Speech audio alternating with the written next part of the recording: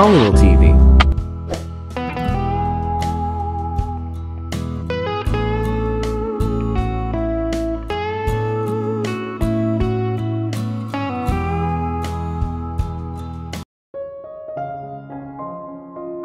Sa kabilang banda, si Daniel.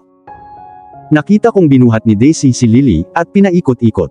Nakita ko si Lily na tumatawa, at napahagikgik. Ngumiti ako. Ito ay isang bagay na hindi ko karaniwang nakikita, hindi sa aking larangan ng trabaho. The moment I found Lily was missing, nadurog ang puso ko.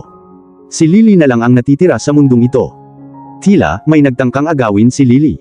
May bumangga sa kotseng sinasakyan ni Lily, palagi siyang sinusundo ng isa kong lalaki sa paaralan, at sinadya nilang kidnapin siya. Tuluyan nang bumaligtad ang sasakyan, at kahit papaano ay nakatakas si Lily bago pa siya maabutan ng isa sa mga kidnapper. Buti na lang at natagpuan siya ni Daisy. Pinahanap ko sa aking mga tauhan sa buong lungsod para kay Lily. Nakatanggap ako ng tawag na natagpuan nila siya, at kasama niya ang babaeng ito. Hindi ako susuko sa paghahanap sa kanya. Nung una, akala ko baka isa si Daisy sa mga kidnapper. Pero nang dinala ng mga tauhan ko si Lily, nakapag-background check ako sa kanya, at sinabi sa akin ni Lily ang lahat ng nangyari. Nalaman ni Zayden, ang aking second in command, ang impormasyon tungkol sa kanya, ngunit walang gaanong impormasyon tungkol sa kanya. Gayunpaman, nakatulong ito sa akin na malaman na hindi siya isa sa mga kidnapper. Pagbaba ko sa basement, siguradong nagulat siya sa akin. Sina Zayden at Ringo ang nakahanap kay Lily. Sinabi nila sa akin kung ano ang nangyari nang matagpuan nila siya. Protective talaga si Daisy kay Lily. Ngayon pa lang niya nakilala si Lily, at handa niyang isuko ang kanyang buhay para sa isang babaeng hindi niya halos kilala. Noon ko nalaman na kailangan ko siyang kunin. Kailangan kong gawin ito para kay Lily. Alam kong isang dick move ang pagbabanta sa kanya, ngunit kailangan kong tanggapin siya. I cleared my throat at tumalikod sina Daisy at Lily. Kuya Dan, sabi ni Lily, at tumakbo siya papunta sa akin. So is Daisy really staying? Tanong niya. She definitely is, sabi ko habang nakatingin sa kanya. Masasabi kong si Daisy ang tahimik na tipong kinakabahan. Gayunpaman, ang ikinagulat ko rin nang makilala ko siya ay ang katotohanang hindi siya natatakot sa akin. Halos lahat ng nakilala ko ay natakot sa akin. Gayunpaman, para sa ilang kakaibang dahilan, si Daisy ay tila hindi. Mukhang hindi rin naman siya natatakot sa kamatayan, kaya napaisip ako sa pinagdaanan niya para hindi siya matakot mamatay. Salamat Kuya Dan. Tingnan mo ang nangyari sa mata niya Kuya Dan. Sinabi niya sa akin na nahulog siya.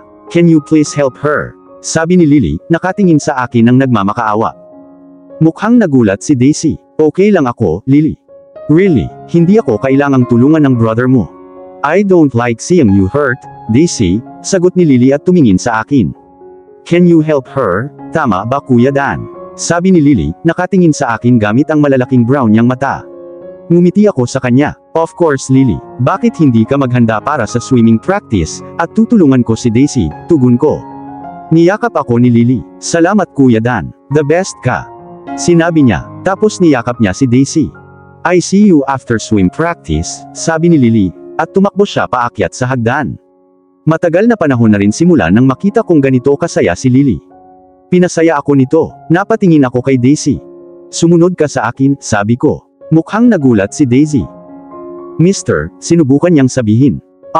Kapag sinabi kong may gagawin ka, gawin mo, sabi ko. Ngayon sumunod ka sa akin. Sabi ko, tumango si Daisy at sumunod sa akin papunta sa opisina ko. Sit, sabi ko at tinuro ang sofa sa opisina ko. Umupo si Daisy, at hinintay ako habang papunta ako para kunin ang first aid kit. Sa kabilang banda, si Daisy. Habang pababa ako ng hagdanan, hindi ako makapaniwala na tinulungan ako ni Daniel sa mata ko. Nagpapasalamat ako, pero naguguluhan din kung bakit naging mabait siya sa akin ng biglaan. Pagpasok ko sa sala, nakita ko si Sylvia na mukhang iritado. You're late, sagot niya na parang naiinis.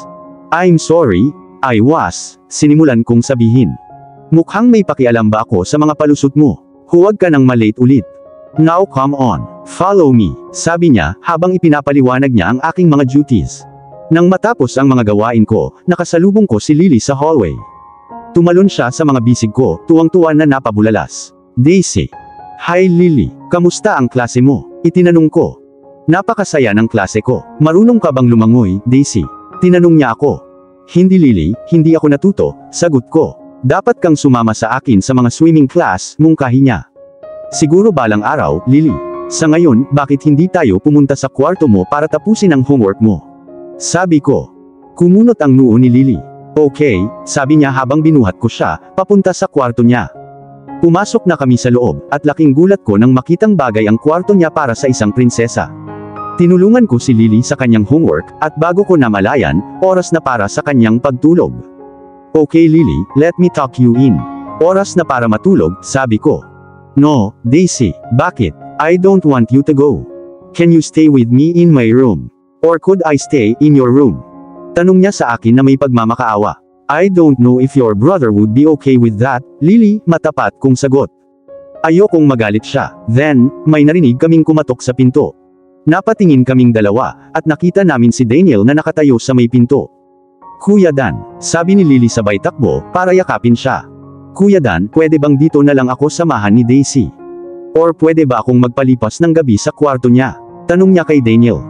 Bumaba ang tingin ni Daniel sa kanya. Lily, I don't think it would be comfortable to Daisy to overnight with you, aniya. Mukhang malungkot si Lily, pero natatakot ako, Kuya Dan. I'm scared of sleeping alone. Daisy makes me feel safe kapag kasama ko siya. Naantig ako sa sinabi ni Lily. I really don't mind if that's okay with you, Daniel. Maaari akong magstay dito kasama siya, o maaari kaming magstay sa aking silid. Of course if that's okay with you, sabi ko sabay tingin kay Daniel. Ramdam ko ang matinding titig ni Daniel sa akin. Ayos lang, basta okay ka lang, sagot niya. Yehey, thank you Kuya Dan. You're the best big brother ever, sabi ni Lily. Ngumiti si Daniel kay Lily. Okay, oras na para matulog. May pasok ka bukas. Okay, bumuntong hininga siya. Halika na Lily, suotan na kita ng pajamas mo at magkukwento muna ako bago ka matulog, sinabi ko. Lumiwanag ang mukha ni Lily. Really, Daisy? Yehey, sabi niya sabay takbo sa closet niya. Aalis ako saglit, sabi ni Daniel. Tumango lang ako, at lumabas na siya ng pinto. Pagkatapos kong pahigain si Lily at magkwento ay pinaglaruan ko ang buhok niya hanggang sa makatulog siya. Paglabas ko ng kwarto niya, napansin kong mga 12 AM na, at hindi ako makatulog. I should change into my pajamas, sabi ko sa sarili ko, at binuksan ko ang pinto para umalis. Doon ko nakitang nakatayo si Daniel. Hindi siya katulad ng dati niyang malinis na sarili. Magpapalit sana ako ng pajamas bago ako matulog, sabi ko. Nakalimutan kong wala kang dalang damit, sinabi niya. Tatanungin ko sana si Sylvia kung pwede akong manghiram, sagot ko na lang.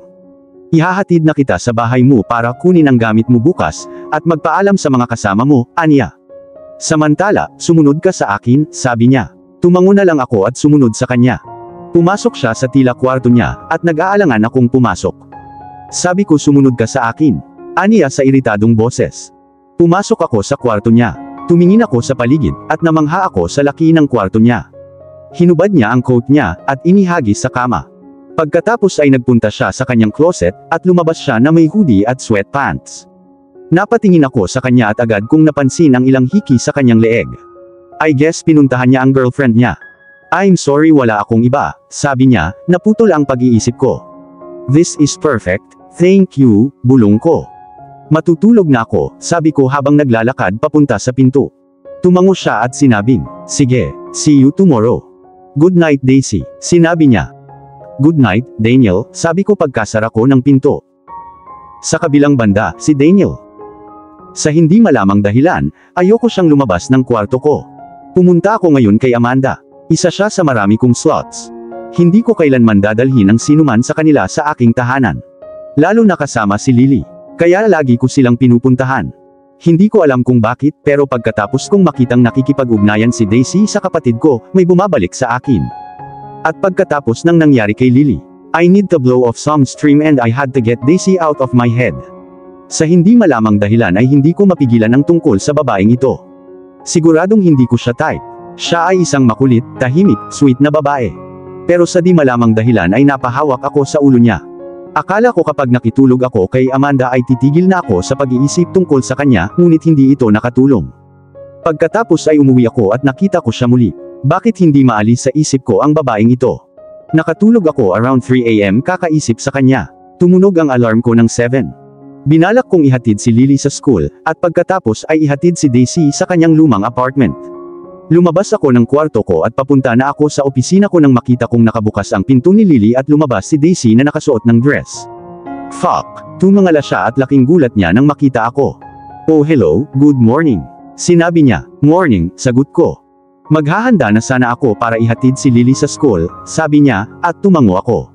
Sige, I'm going to be in my office. Let me know when Lily is ready and I'll drive you guys, sabi ko, umaasang makukuha niya ang mensaheng ayaw kong pag-usapan. Habang naglalakad ako papunta sa office ko, hinihintay ako ni Zayden. Anong ginagawa mo dito ng maaga? Inis na tanong ko. Well, good morning din sa'yo. Bakit galit na galit ka ngayong magandang umaga? Sabi niya sabay ngisi sa akin. Pumunta lang ako para itanong kung anong oras tayo pupunta sa opisina ngayon, dagdag niya. Mauna ka na sa akin. Ihahatid ko si Lily sa school, tapos ihahatid ko si Daisy sa dati niyang apartment para kunin ang mga gamit niya, sabi ko na umaasang aalis na lang siya. You're driving her. Hindi ko alam na masyado kang maalalahanin. Bakit mo siya kinukuha? Karaniwang hindi mo gagawin iyon. Magpapadala ka sana ng iba. Bakit ang bait-bait mo sa kanya? Tanong niya na lalong lumawak ang ngisi niya. I'm not being nice. I just don't want her to try and escape. She's new around here and I don't want her to try anything funny. Sabi ko, trying to sound convincing. Sure, if you say so, hindi makapaniwalang sabi niya. I do say so, ungol ko, hoping na aalis na siya. Gusto mo ba si Little Miss Daisy? Tanong niya sa akin na bakas pa rin sa mukha niya ang ngisi niya. No, syempre hindi. How the hell would you ever get that idea? Putol ko. Dahil hinding-hindi mo gagawin ang anumang bagay na tulad nito, para sa sinuman maliban sa iyong sister. Sabi niya, na nabalisa. I am doing this for my sister. For some reason, gusto talaga ni Lily si Daisy, at gagawin ko ang lahat para mapasaya ang sister ko, sabi ko, sinusubukan kong i-justify ang mga kinikilos ko. Sure, hindi, kumbinsido niyang sabi. You're getting on my nerves. Head to the office already, sabi ko, gusto ko siyang umalis. Will do, boss, nakangiti pa rin niyang sabi. Tapos may narinig akong kumatok sa pinto. Come in, sigaw ko at bumukas ang pinto. Nakita niya si Zayden at sinabing, oh sorry, hindi ko alam na busy ka. Sabi niya parang kinakabahan. Ayos lang. Anong kailangan mo? Tanong ko sa kanya. Handa na kami ni Lily. Sagot niya. Okay, bababa ako saglit, sagot ko. Sige, tumango siya at umalis. Lumingon si Zayden at ngumisi, pero napagdesisyonan kong huwag na lang siyang pansinin, at tumayo at naglakad pababa. Hinihintay ako ni Lily at Daisy. Niyakap ako ni Lily, at naglakad na kami papunta sa kotse ko. Ibinaba ko si Lily sa school, tapos tinanong ko kay Daisy ang address niya. Hindi ko kailangan ng mga direksyon sa GPS. Alam ko ang lugar na ito ay isang shitty neighborhood. Tahimik kaming nagmamaneho. Masasabi kong hindi komportable si Daisy. Pagkadating namin, bumaba si Daisy sa kotse, ganun din ako. Naguguluhan siyang tumingin sa akin. Sasama ako sayo, sinabi ko. Hindi ako pupunta kahit saan. Sumagot siya. I'm not taking any chances her. You can't left alone until I can trust you, sabi ko. Hindi siya nakipagtalo sa akin. Tumango lang siya, at umakyat na kami sa hagdan ng apartment complex. Ang lugar na ito ay isang impyerno. Paano mabubuhay ang babaeng tulad ni Daisy sa ganitong lugar? Pumasok si Daisy sa kwarto, at naghintay ako sa sala. Tila walang ibang tao sa bahay, ngunit tiyak na tila kakaunti ang nakatira sa impyernong butas na ito. Lumabas si Daisy na may dalang dalawang bag. That's it. Iyon lang ang pag-aari ng babaeng ito. Iyan lang ba? Tanong ko, tumango naman siya. Kailangan ko siyang bilhan ng bagong wardrobe. Sige, uwi na tayo, sabi ko. Sa kabilang banda, si Daisy. Habang papaalis si Daniel papunta sa trabaho, nakatayo ako sa harap ng bahay, hinahangaan ang magandang hardin na nakapalibot dito. Hindi ko napigilan ang pagnanais na tuklasin ito, kaya nagsimula akong maglakad-lakad, sinusubukan kong kunin ang bawat detalye. Ilang sandali pa ay bumalik na ako sa loob ng bahay, at pumunta sa library. Mahilig akong magbasa, at hindi ako makapaniwala kung gaano karaming mga libro ang naruroon. Kinuha ko ang isa na pumukaw sa aking mga mata at nagsimulang magbasa, ganap na nalilibang sa kwento. Bigla kong napagtanto na 3 PM na pala, at kailangan kong sunduin si Lily. Hindi ako sigurado kung sino ang maghahatid sa akin sa kanyang school, ngunit may dumating na isang lalaki at sinabing ihahatid niya ako doon.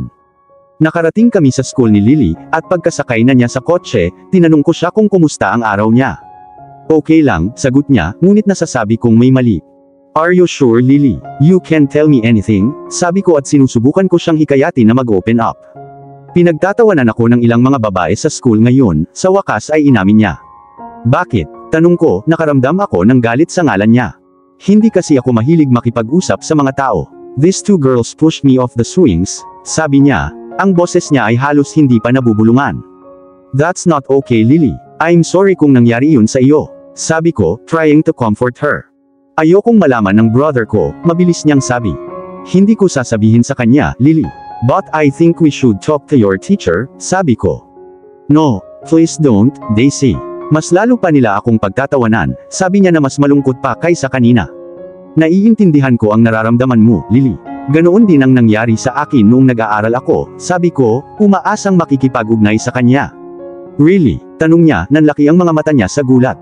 Yes, really. And my mommy helped me, nakangiting sabi ko sa kanya. Anong ginawa ng mommy mo? Tanong niya na ikinagulat niya. She talked to my teacher, and the teacher started checking up on me more often. Sa wakas, hindi na ako binubuli ng mga babae, wika ko. Really? They just stopped? Tanong niya, mukhang umaasa. Yes, really. And I think we should talk to your teacher too, Lily. Pero kung gusto mo lang, sabi ko.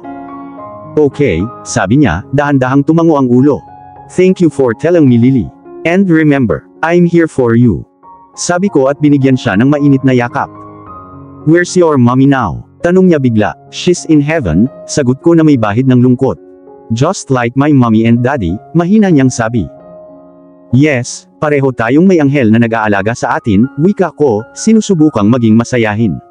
What about your daddy? Tanong niya, parang curious. Matagal ko na siyang hindi nakikita, Lily. Sabi ko, pilit na pinapatatag ang boses ko. Bakit hindi? Tanong niya, tila nag-aalala. He wasn't a nice daddy to me, Lily, sabi ko, naramdaman kong tumutulo ang mga luha ko. So you don't have mommy and daddy like me, sabi niya, parang nakikiramay. No I don't, sabi ko, naramdaman kong may namumuong bukol sa aking lalamunan. It's okay Daisy, you have me and my brother. We can be your family, sabi niya, nagniningning ang mabait niyang puso. Ngumiti ako sa kanya, nakaramdam ako ng pananakit sa mga sinabi niya. Thank you Lily, that means a lot to me, sabi ko. Do you want to be my sister? Tanong niya. Ngumiti ako sa kanya, I would love to be your sister. Sagot ko, at niyakap namin ang isa't isa. Pagkatapos ay nakauwi na kami, at tinulungan ko si Lily sa kanyang homework. At dito na po, nagtatapos ang part 2 ng ating kwento.